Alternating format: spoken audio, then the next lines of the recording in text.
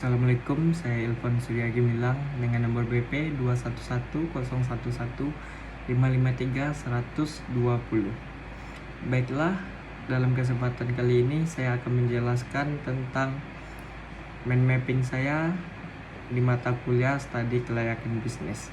Studi Kelayakan Bisnis adalah sebuah studi yang bertujuan mengukur kelayakan suatu proyek bisnis. Studi ini berfokus pada identifikasi potensi masalah. Harapannya, usaha yang akan Anda jalankan nanti dapat bertahan lama dan jauh dari potensi rugi. Bukan hanya mengidentifikasi potensi masalah, studi kelayakan bisnis juga membahas bagaimana solusi atas masalah tersebut. Misalnya seperti masalah mengenai operasional dan bagaimana bisnis berjalan nantinya. Selanjutnya, tujuan dari studi kelayakan bisnis.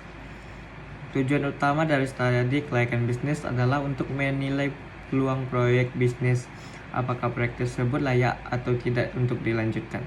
Jika memang proyek layak diteruskan, maka bisa ditentukan upaya apa yang dilakukan untuk melindungi Anda dari risiko rugi.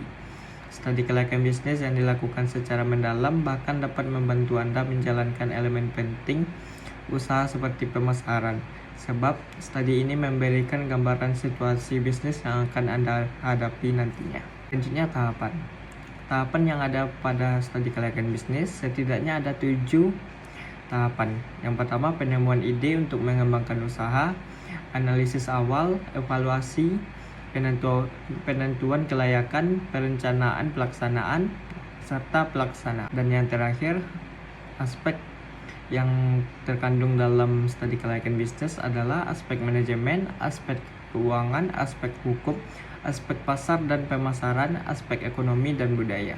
Aspek hukum atau legalitas adalah berkaitan dengan ketentuan dalam mendirikan perusahaan. Aspek ekonomi dan budaya adalah kelayakan usaha berfokus pada kajian terhadap dampak-dampak perusahaan yang timbul kepada kondisi sekitar. Aspek pasar dan pemasaran berguna untuk mengetahui apakah produk perusahaan mempunyai pasar yang cukup menjanjikan atau tidak. Dan aspek manajemen erat hubungannya dengan operasional perusahaan, entah itu pengembangan atau pembangunan. Dan yang terakhir, aspek keuangan. Modal merupakan fondasi utama yang harus dimiliki sebelum menjalankan sebuah bisnis.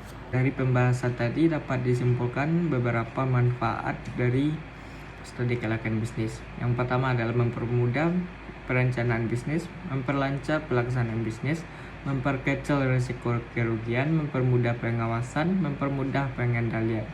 Sekian dari saya. Kalau ada salah dan janggal, saya mohon maaf. Assalamualaikum warahmatullahi wabarakatuh.